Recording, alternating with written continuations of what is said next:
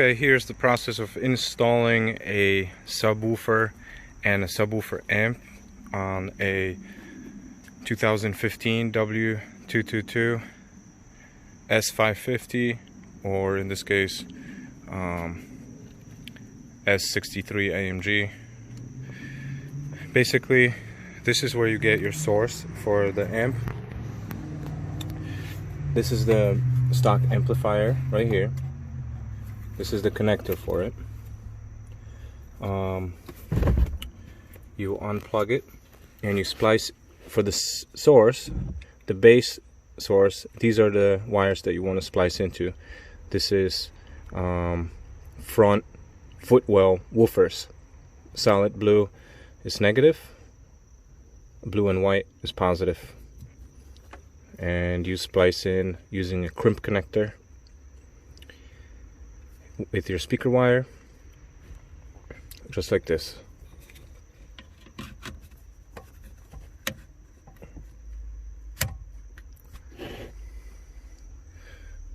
Later you'll wrap this with tape, nice and neat.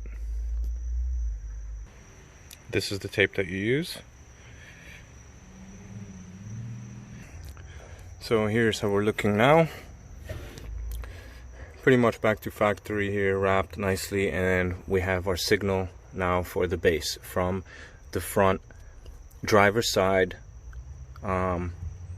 footwell woofers. Now this will continue here, and then we will connect it to, in my case I'm using an LC2, which I'll explain in a second. After this is connected, we can place our trunk liners back in place.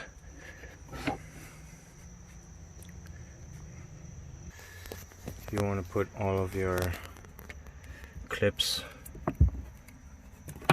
back in place.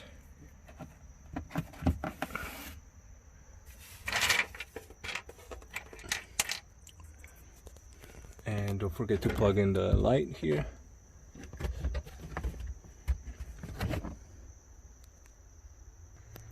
Some more clips.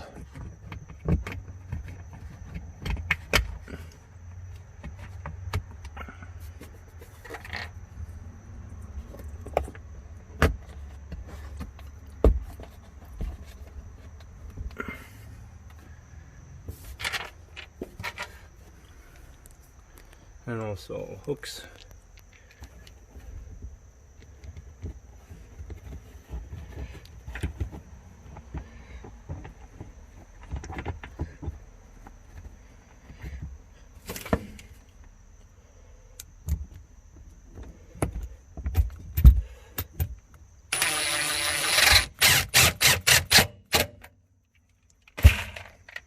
Now let's explain what we have back here. So in this model, the W222, you actually have a very nice hidden compartment here behind this panel in the trunk, which holds the battery and some fuse boxes and some other components. So I think this is a perfect spot for a subwoofer amp, so that you don't have to see it, and it's, you know, nicely concealed, doesn't take up any of your trunk.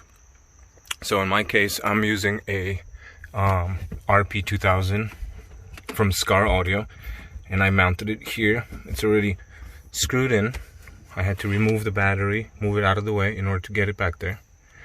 The power, it is grounded right to the body here, and I'm using a 0 gauge power wire because this is a 2000 RMS amp, and I have it routed directly to the battery.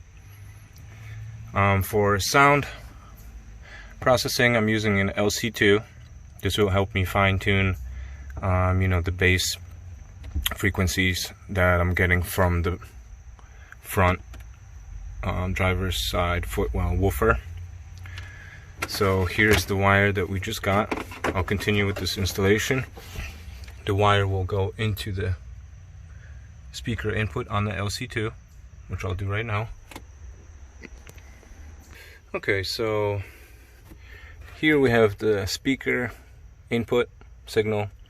The remote wire here out will turn on the amp. And then we have 12 volt and ground for the LC2. So after starting the vehicle, the LC1 powered on automatically because it has actually a remote that senses from the speaker, so I don't need a secondary remote on.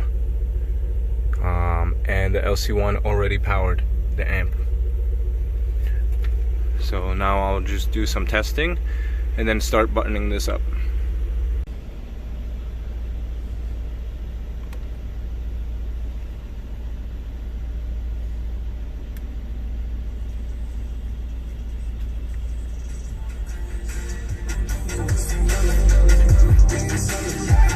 Now it's time for reassembly, so this panel will go back. We will keep these wires above for now.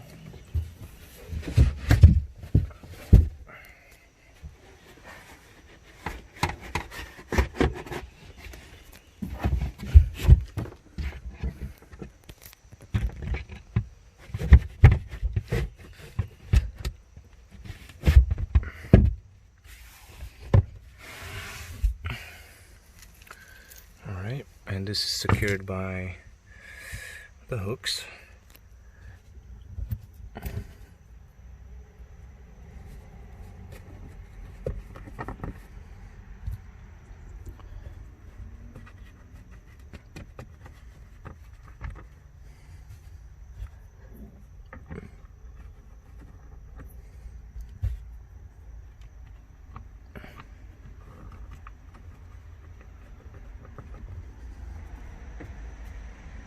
For the speaker wire, I'm actually going to want to have it come out through the top, so I'm going to put it right there for now.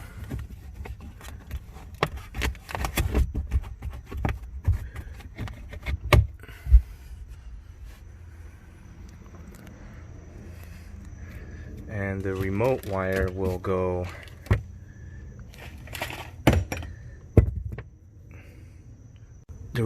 be routed into the car, but I'm not exactly sure which way I want to go yet, so I'll leave it out here for now. So basically this is it. The good thing about this setup is that you still retain this compartment. In this case it's for a stroller, since this is my wife's car.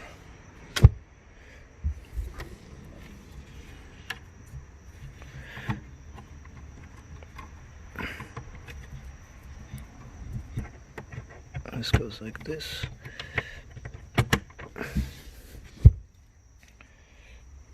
Now guys, for the speaker input I just made 2 banana connectors,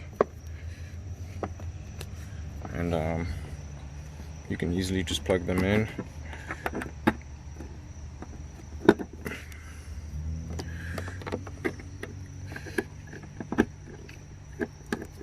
There you go.